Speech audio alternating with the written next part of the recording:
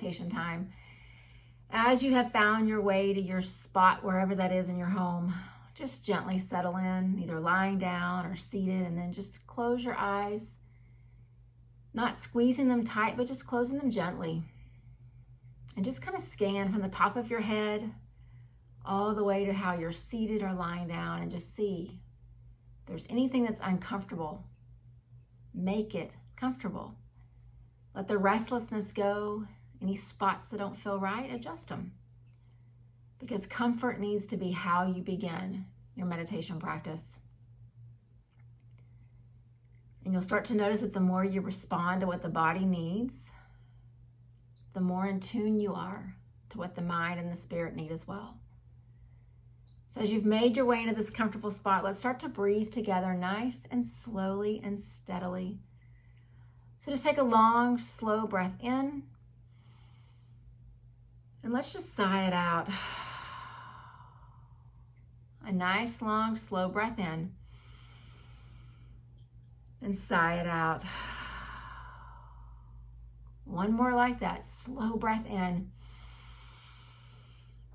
And sigh it out. And then before we begin these few minutes that we really have together to pause and to become present and to focus on whatever the topic is of the day, I would invite you just to think, what's my intention for showing up on this day, at this time, at this moment? For some of you, it is such a regular part of what you do. And even within the habit or the regularity, you still have intention. For some of you, it is something you're still working toward, a habit you want to build. And so again, what's your intention? What's your why? There are so many minutes that we have in one 24-hour day. 1,400 and something, I think. And if you can just spend a few of them truly fostering and nurturing your ability to be present, it will impact the rest. So if you're not sure of what your intention is, maybe that's it. Maybe you want the practices that you do here, the things that you learn about yourself here, to inform all the other minutes of the day. So just continue with the nice, slow, steady breath. And then our inspiration and our focus for these few minutes that we have is this full moon that's coming into our nature, into the world on Thursday. Between Wednesday night and Thursday morning, we'll have this big, giant, beautiful full moon, the first one of our springtime since the equinox. And is the moon, if you know much about just what happens from a star and a cosmic perspective, it's the moon in Libra. You don't really need to understand just the reasoning behind all that and what it means.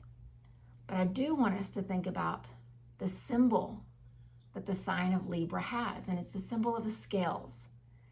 And I thought what a beautiful time this week, today and in the times that we have in the next couple sessions together, to think about what would these scales look like if we put some parts of our life on either side. And so I'd like to start with our time together today thinking about our relationships. So just imagine these old scales that have these two trays on either side. And ideally, when you put something on one tray, whatever you put on the other tray keeps them in balance. The weight is the same. The distribution of the two things is the same, which signifies the importance, the mass of what they represent is also the same. And so I want to relate that just in these few minutes to our relationships. We know that we are not the only people in this world. We also know that we have a purpose. But by knowing that, we have to recognize other people have a purpose as well.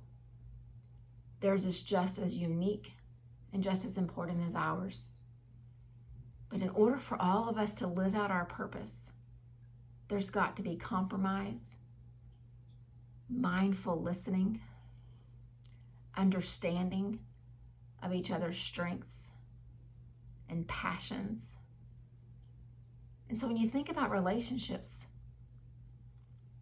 all of those things are incredibly important to us having balance in them. So for these moments that we have right now, let's turn our attention to our most important relationship or relationships. They could be in your family, the people that you are bound to by blood, but who also have an important part in your everyday life. They could be the ones that are not connected to you by family and blood, but the people you've chosen to have as a part of your life. Some of them started off as friends and became almost like sisters and brothers.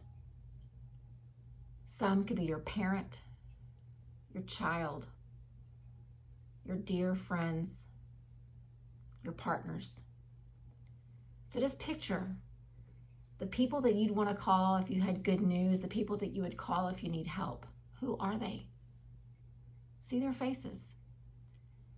Maybe it's just one, maybe it's a few. But what I'd like for you to do is, as you picture who those people are, just kind of settle in on one of them. Just picture one at a time. And just imagine this relationship you have with them and see this scale that's represented by the symbol of Libra. And you and your passion and your needs and your purpose are on one side of the scale, and theirs are on the other. Do you see balance? Do you see that each one has importance? Do you see that there's compromise in the middle of the two that brings that balance into life? Or is it a little bit off? Or maybe it's a lot off. And I don't want us to see that scale in our mind's eye as a way of being critical. I want us just to be aware. And in some of those relationships, ours is the one that gets really, really heavy because it's the one we're placing the most importance on. But often what we find instead is it's the other way around. Because when you have someone that is your person or your people, you tend to put their needs, their passions, their purposes ahead of your own. But what I'd like to propose is the way you can help them to truly feel a clear path toward their purpose is for you to make your purpose just as important. It's not about one person needing more attention than the others. It is about truly within this world of humanity, learning this art of incredible compromise and mindful listening and attention and understanding. And when we can learn to do that in our most important relationships, it begins to bubble out. And all of a sudden it's in the next sphere, the next level of relationships. And all of a sudden it's even beyond that. So that every person, I would like to hope someday, is able to live a life and walk a path toward their purpose, supported by those around them, and then supporting those around them. Wouldn't that be an incredible world to live in? It may sound too big, too unattainable right now, but it can happen in those relationships that you just pictured. I also recognize that sometimes in relationships, one person is going through something that is heavier, and their needs do need to be taken care of in a way that's different than our own. But then somewhere in the relationship, balance becomes restored. So that the next time maybe it's you that has the needs or you that carries the burden, and your tip of the scale becomes a little heavier. Again, right in the middle is this beautiful example of compromise and mindful listening and mindful attention and true, gracious understanding. And so just picture their faces still. Just see them in your mind's eye as your eyes are closed. And see the scale. And if you're comfortable with how the scale looks, then just sit there and just kind of bask in what that relationship does for you, what it offers you. But if how you see the scale makes you feel a bit unsettled, just be open to asking the question of how. Not how did I let it get this way, but how do I restore a bit more balance? We've got a few days still till the full moon comes, and this is a beautiful time to ask the questions. How do I restore the balance? And if you're one of those that is sitting just kind of basking in what it looks like, your question could be, how do I sustain it? How do I keep pouring into this person and making my needs known so they can keep pouring into me so we can feel the balance? So much of what happens in our world that is awful and violent and tragic can almost always be traced back to someone feeling like their needs weren't met, like they weren't heard or seen. And so they resort to things to be heard and seen. So just imagine again a world where all of a sudden we're beginning to understand each other's needs better.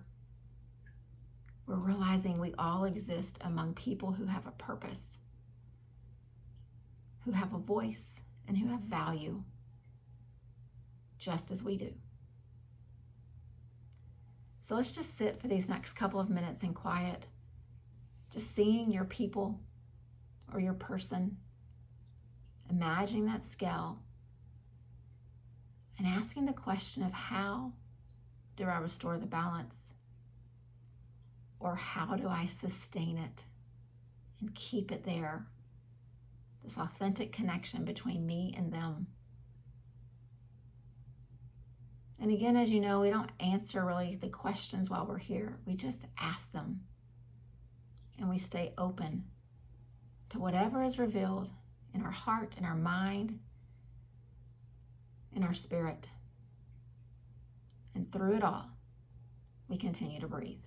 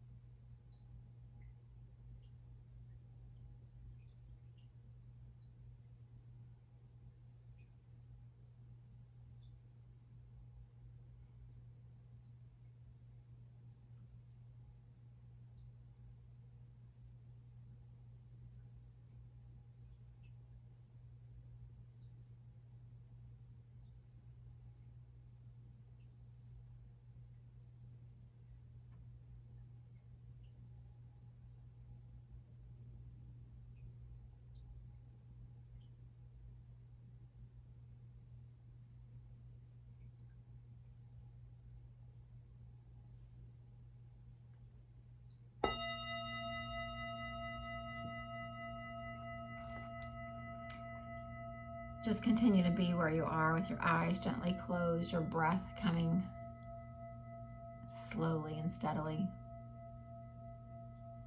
But bring your attention and your awareness back to the space that we're sharing. And again, we don't show up to meditation seeking answers. We just show up trying to understand what questions to ask of ourselves.